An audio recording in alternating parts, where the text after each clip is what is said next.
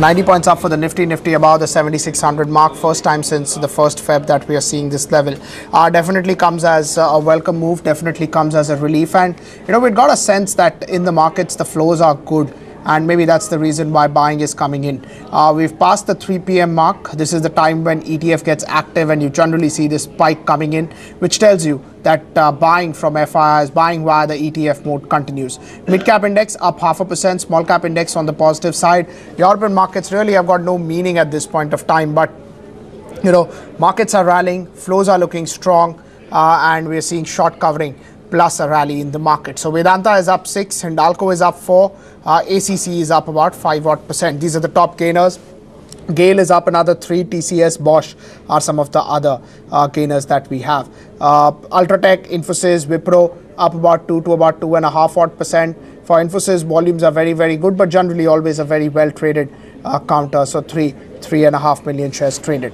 Mayuresh Joshi, fund manager at Angel Broking, is now joining us. Mayuresh, good afternoon. 7600 for the first time since Feb. Really surprising people the way markets are now going up.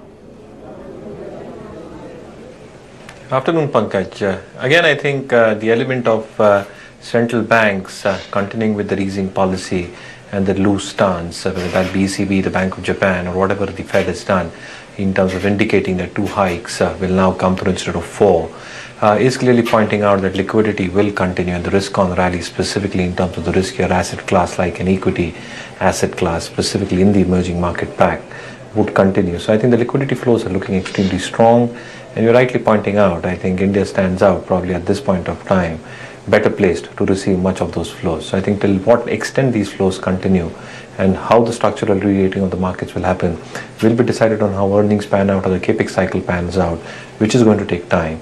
But again, I think at least from a short to medium term perspective, our own take is that the markets will consolidate, albeit that it might consolidate at higher levels. Right, but the point that you made about central bankers, is that enough for asset prices to get inflated? Or people are losing trust on some of these central bankers? No, again, I think the loose monetary policy that all these bankers adopted, I think a lot of the efforts probably did not see the light of the day. So I think whatever end results are probably expected, you probably need more policy action to come through, and that is precisely what has happened. And this is to do with the weak demand conditions that we're probably witnessing across the globe at this point of time. China is not totally out of the mess that it has embroiled itself in.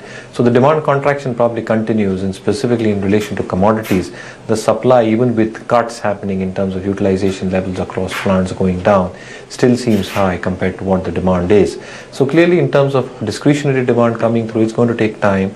With context of India specifically, I think the government in this budget has done a commendable thing of pushing through on the rural program, the kind of rural spending that the government is expected to do.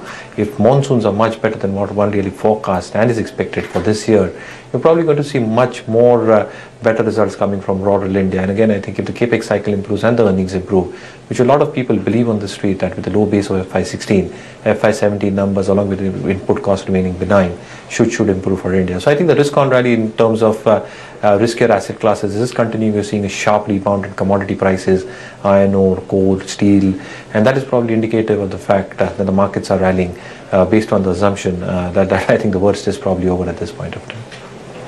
Right, but do you think earnings will have to follow? Without numbers, these flows, etc., everything will stop suddenly?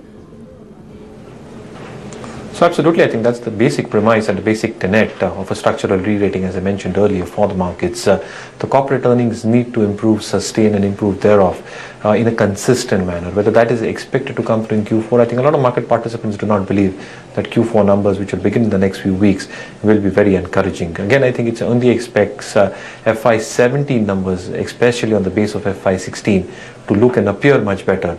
But the structural re-rating also is dependent on the fact of how demand revives, and demand revival will happen only on 2 factors.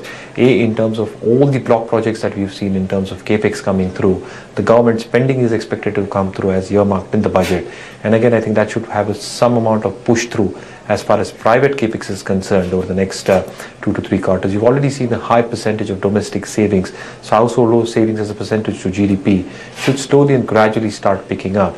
And third, I think the input costs are still expected to remain benign, even though you've seen a sharp rally in terms of the base metals, commodities, non-ferrous metals actually moving up, but they'll still be benign on a year-on-year comparison. So I think the expectations is that the markets will have a structural rating only when corporate earnings improve. But that again, I think one really needs to understand will take at least a couple of quarters for both these factors, the earnings and the capex cycle revival, to take place.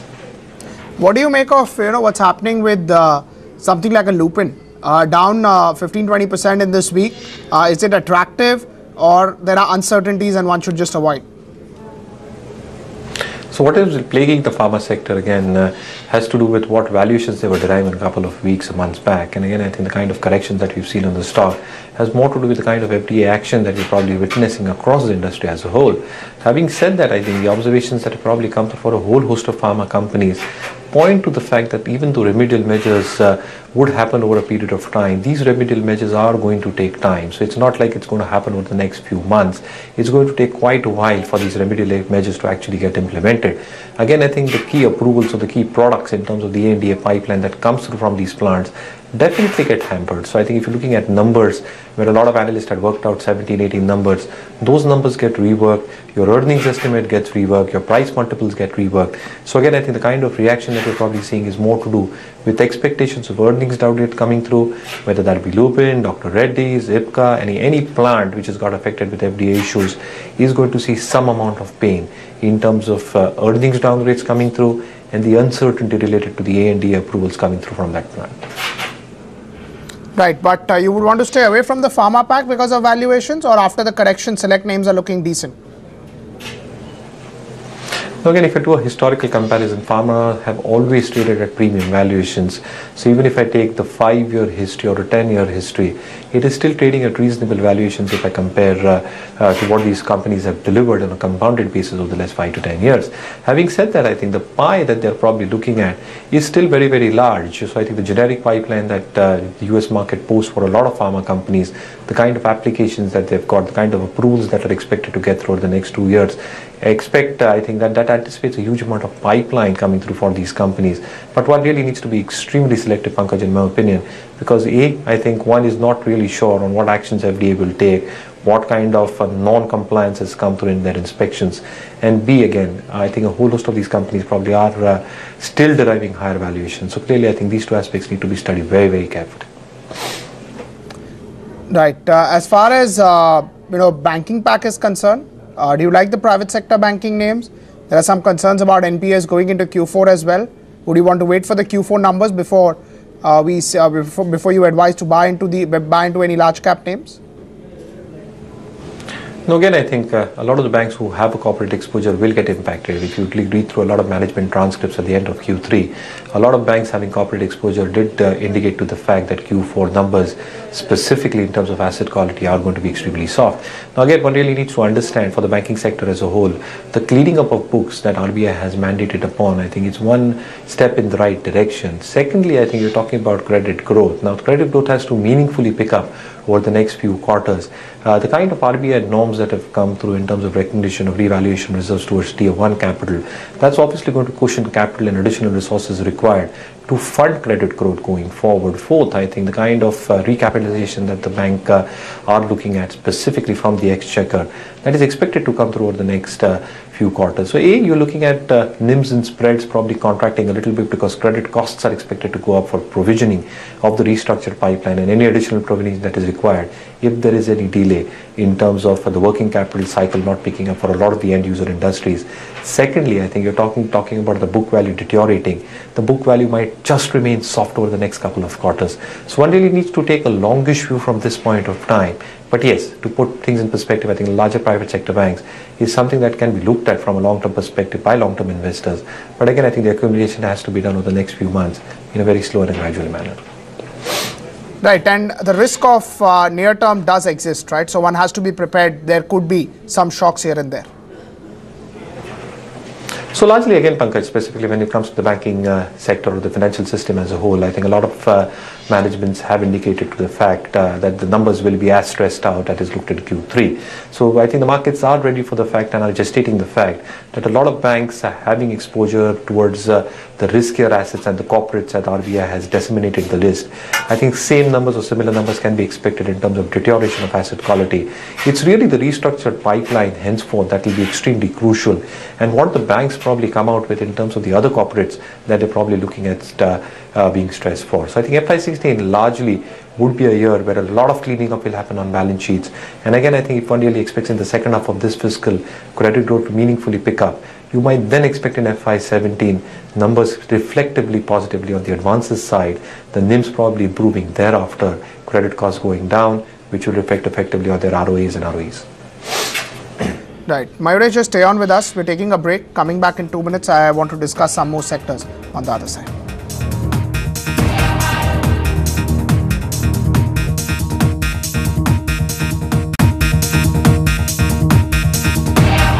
Remaining for closing, markets looking decently strong, 85 points higher. We were talking to Mayuresh, he's still with us. Imtiaz Qureshi also joins in. Good afternoon, Imtiaz. Let's first start with your market view, Imtiaz. What is the sort of view that you have on the markets? Very good afternoon, Pankaj. First of all, we would be having a very good, fantastic, you can say, weekly close. Today, the Nifty has broken 7,600 after a very long span of time. Right, but it looks difficult. It will close above that.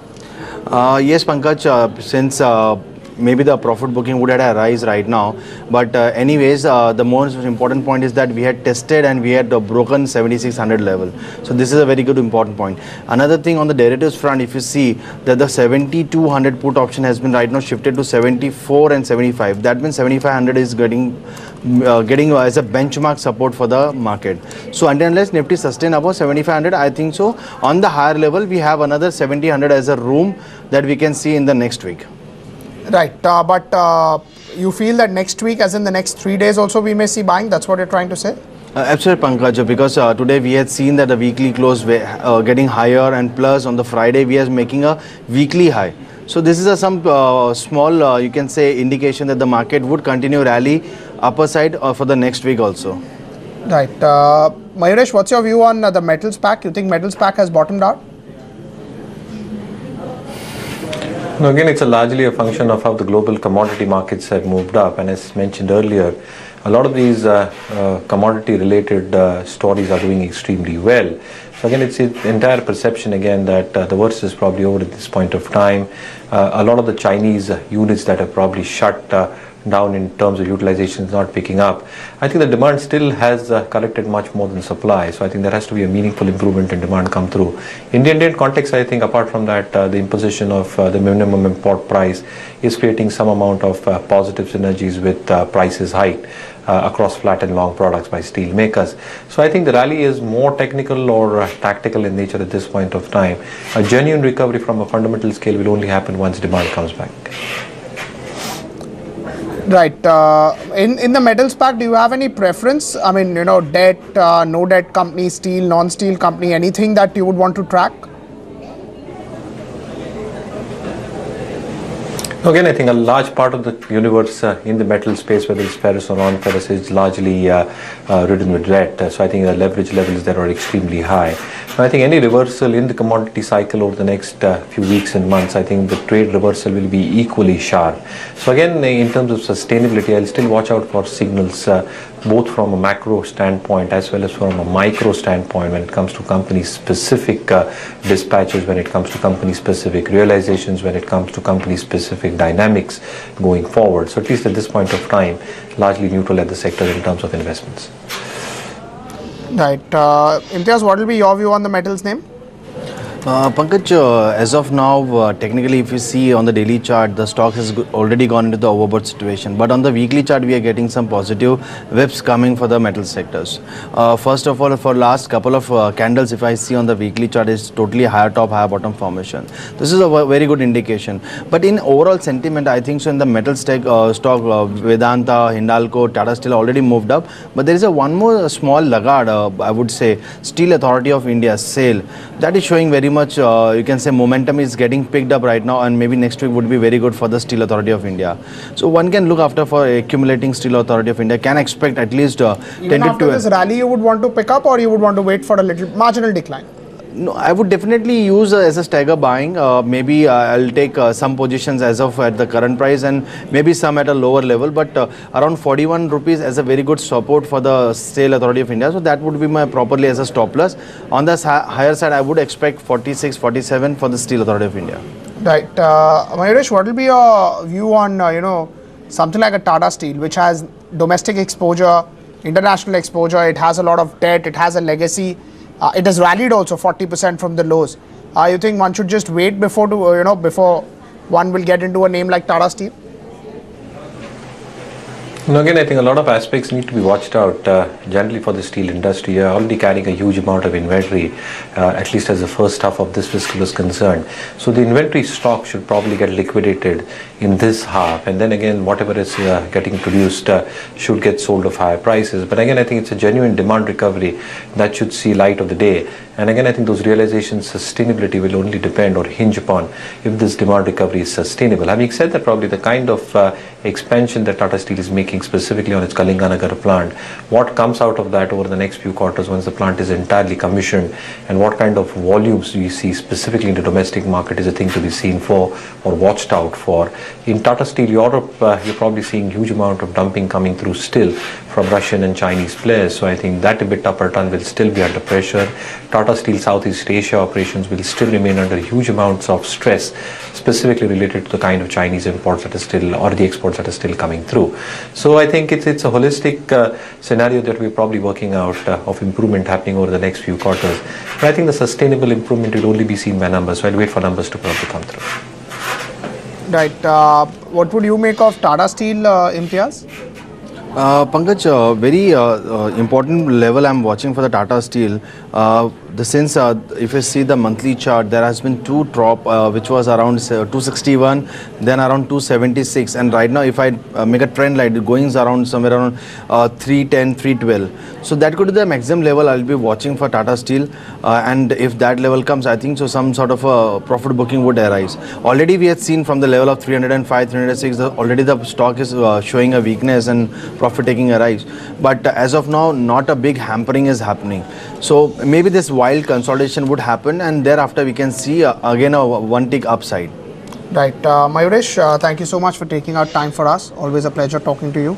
Imtiaz, just stay on with us. Markets are about to close. I'll come back again with some more stocks. 277 points higher for Sensex. Nifty is up close to 85, 86 points, okay, 90 points.